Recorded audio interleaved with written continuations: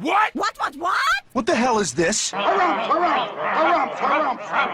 I didn't get a harumph out of that guy. Give the governor harumph. Harumph! You watch your ass. I see you shiver with anticipation. Let the show begin.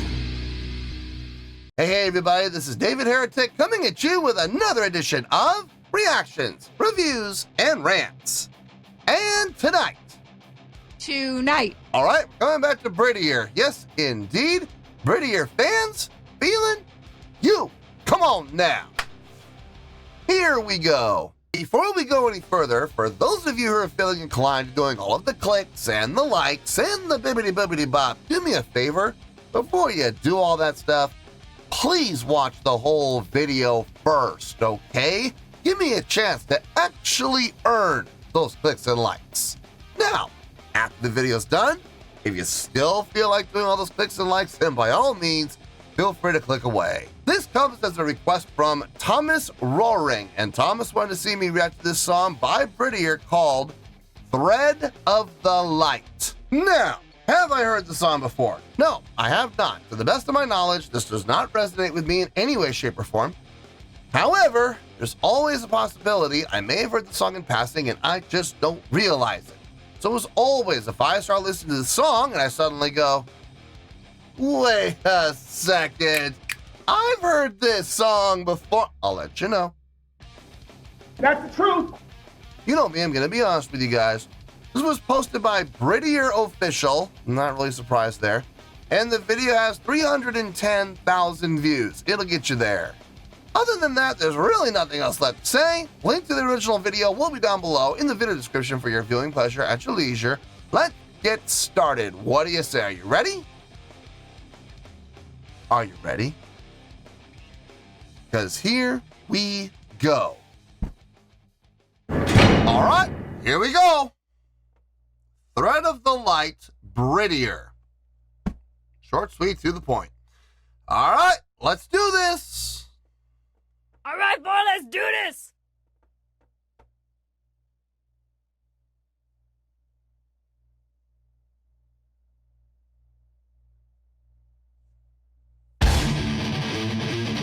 Woo. All right.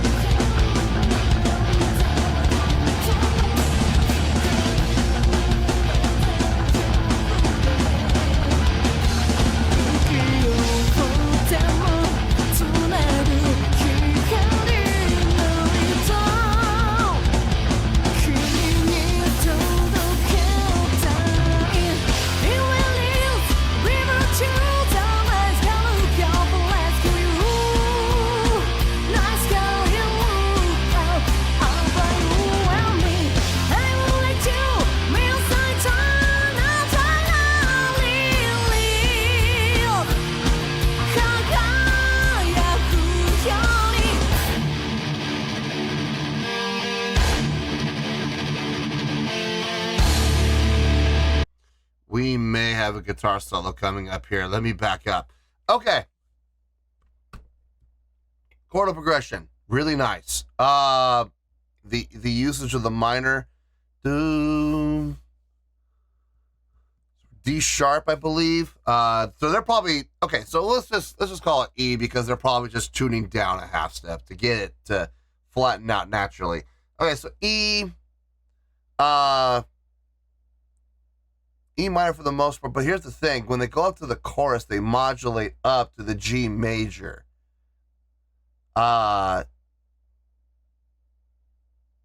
It's really okay. I'm going to say this, and I don't want people to take this the wrong way. It's a very easy decision to make when you're looking for a modulation to move up. If you're in a minor key, move up 3 semitones, and you'll end up automatically with a major key. As long as you don't flatten the third, stay in the same key signature and move up. Because, okay, I'm going to use this as an example. Okay, well, I can use this as an example. I can use the same thing here. So let's just forget about E minor for a second. Just for a second, okay? Let's say the song is in G major, which it technically actually is. You'll see what I mean in a second. So you have the G major, right? Now you don't change the sharps, you don't change the flats. Keep this key signature the exact same, okay? Move down 3 semitones from the G to the what? E. Now you didn't change anything when it came to the sharps and the flats, right? Okay, same key signature. Now we're in E. E what? E minor. By moving down 3 semitones from the major, you will automatically end up at the minor. It happens by default, guys. Just a little easy, just a little simple music theory for you to remember. So making the decision to modulate up 3 semitones to the G major, it's a very easy decision to make because it sounds good. It sounds natural. And it's probably the easiest modulation to do besides just moving up a single full step, 2 semitones. By making it the third, though, it makes it very obvious. It's very pleasing to the ear, having that major contrast to the minor. Very nicely done. I like it. I like what was happening there. The subdivision work in this, really well done. I like those, the 3/16. That gallop feel. Sounds really good. Everything's very clean. Everything sounds good. I am going to say this, and I know this might upset some people, but what you're hearing is studio. It is not live. We're seeing live video, yes. This is a performance video, okay? They took live footage, and they took the studio recording and put it underneath. A very common trick of the trade. A lot of bands do this. Most bands do this, especially if it's official. So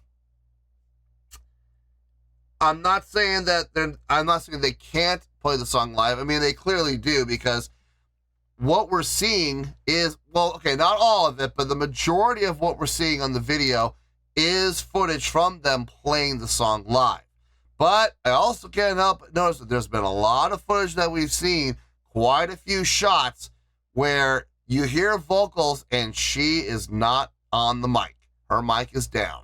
Or the other members of the band are playing something completely different from what we're hearing. You know what I mean? So it's not live. What we're hearing is not live. It's studio. We're seeing live footage, yes, absolutely. And I believe they can play the song live wholeheartedly. But we don't hear that right now in this video. So just being straight with everybody here. Let's see if I'm right about these guitar solos. Let's see.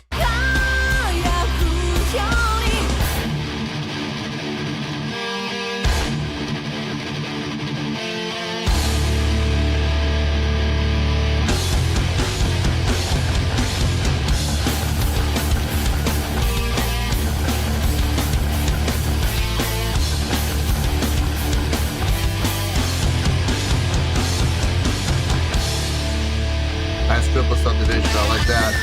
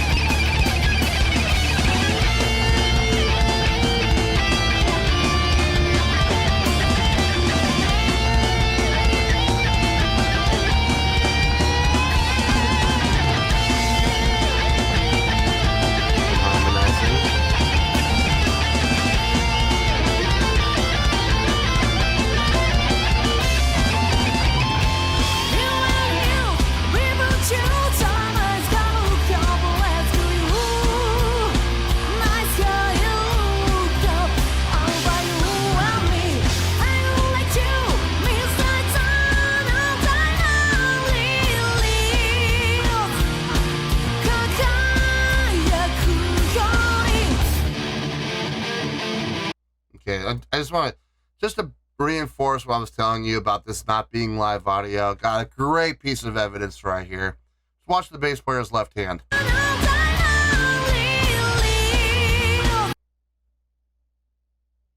You hear movement in the notes, right? Playing with the notes, playing from string to string to string, but yet her right hand's in the air. And then if you watch the left hand, her left hand doesn't move around the neck at all. So just take a look one more time for the non-believers. Her left hand didn't move at all. And we heard moving across 3 different strings. So just in case, one more time, just to make sure that the people who are, don't want to believe facts and don't want to see the truth when it's smacking them right in the face. Here we go. Her hand's not even on the neck right now.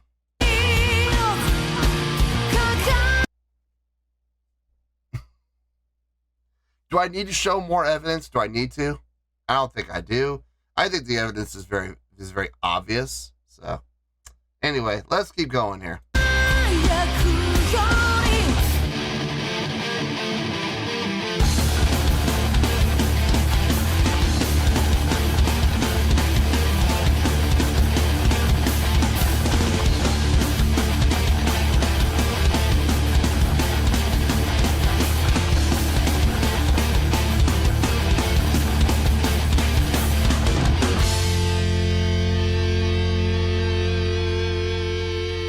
Ending on the G.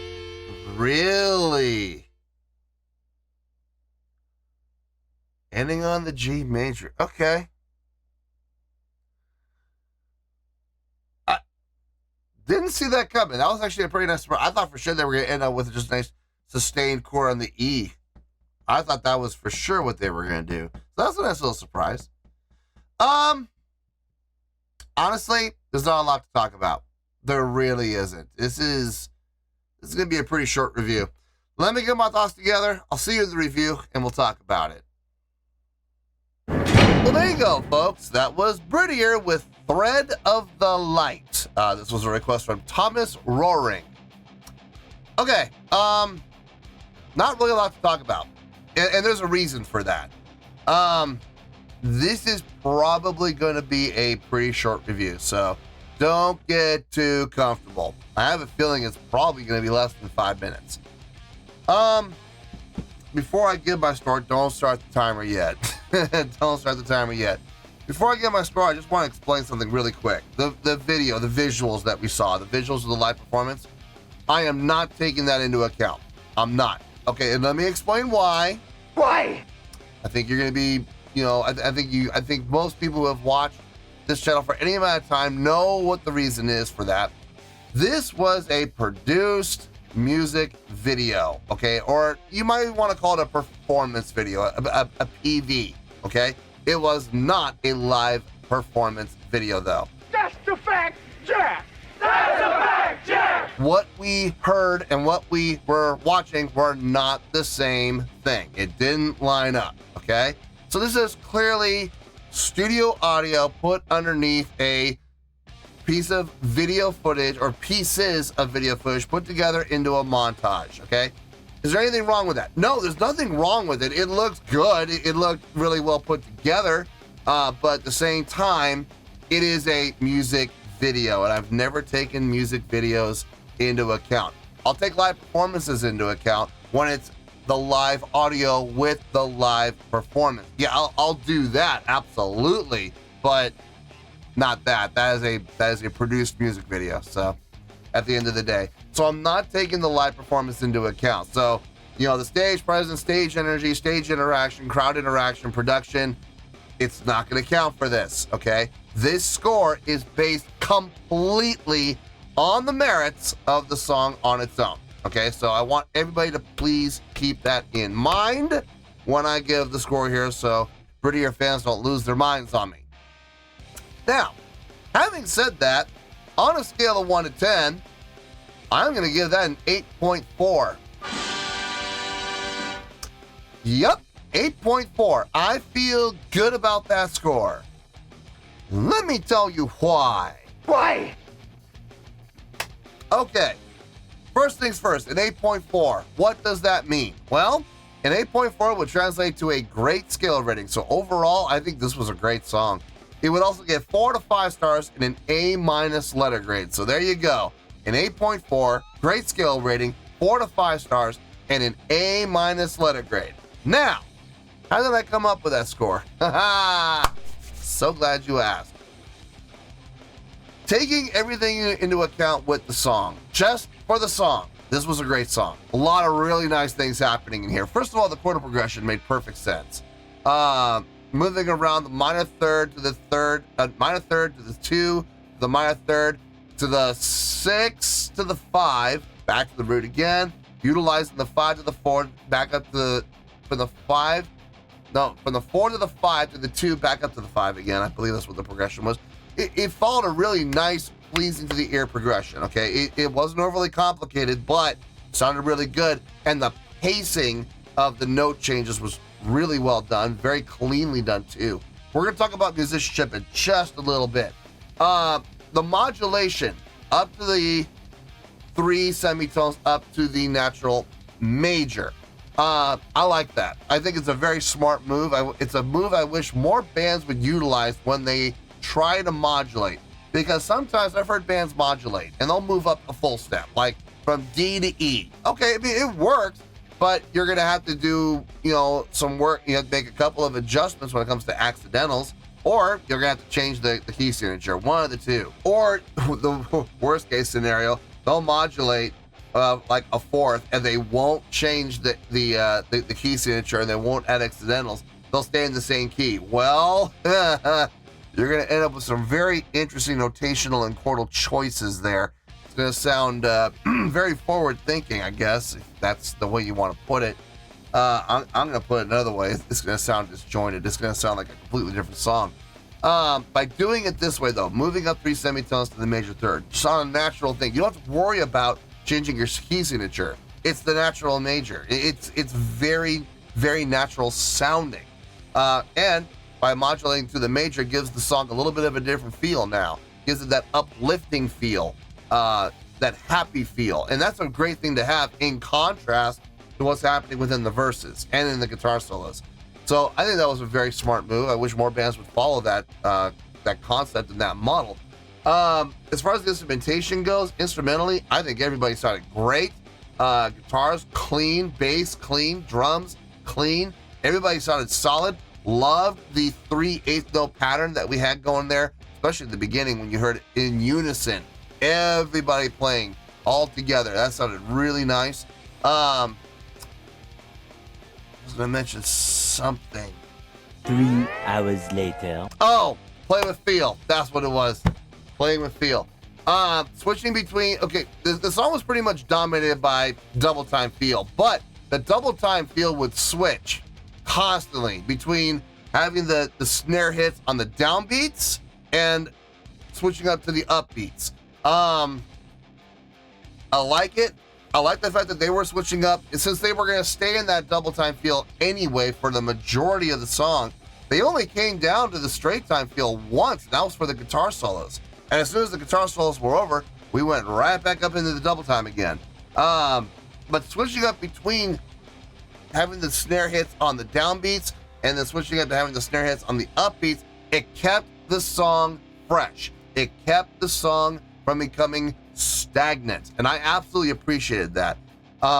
It was a very good call on the drummer's part. So yeah, I gotta give absolute props to the drummer for that. But like I said, everybody across the board sounded fantastic. Everybody did a great job, solid across the board. No dirt, nothing unclean. Everything sounded tight. I loved what I heard from the instrumentalists. Vocally, I think she did a great job as well. I don't think she did as great a job as the musicians did, but I mean, there were some things, not from a pitch standpoint, more from a stylistic standpoint. Sometimes for vibrato, okay, her vibrato never got out of control, but there were a couple of times where it started to get a little big, and I'm not gonna lie to you, folks, started to worry a little bit. I was like, oh no, don't do that. And now she didn't. She did not ever cross that line. She never even really got close to the line, but her wavelength started to get wide, and I was like, ooh, oh no, please don't do this to me. But she didn't. She sounded really good across the board. Her delivery, her projection, her power sounded really nice. I got no issues with anything she did, really, other than the vibrato starting to get a little bit big.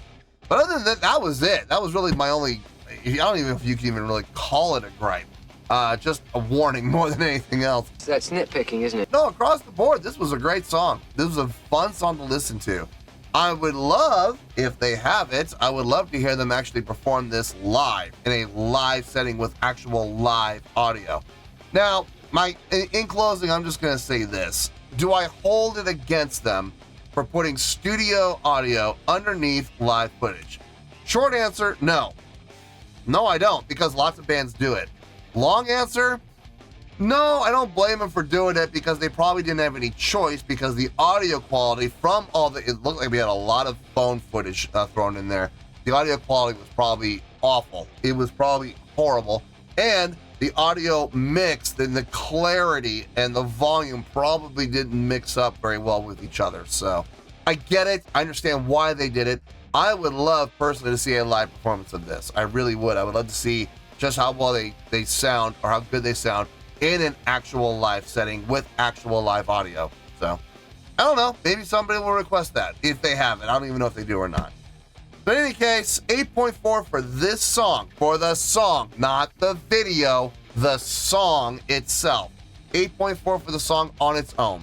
I think that's a fair score, and that's where we're going to stay. So let's wrap everything up here in a nice shiny bow, shall we? We have an 8.4, which is a great scale rating, 4 to 5 stars, and an A- letter grade. Take your pick, I don't care, whichever one of those floats your boat. Final word, final score, I have spoken.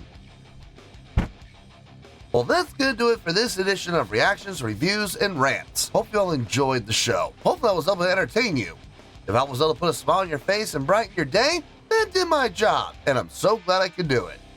If you guys feel like joining the fan base, go ahead and click on that button down there. If you guys want to like the video, go ahead and like the video. If you guys want to ring the bell, go ahead and ring the bell. It honestly doesn't make any difference at all to me, but if you guys feel like doing these things, well then by all means, feel free to do so. Well, that's going to do it for the night, folks. Thank you very much for watching, and as always, this is David Heretic signing off, reminding you to stay fabulous and support each other. Later. Peace.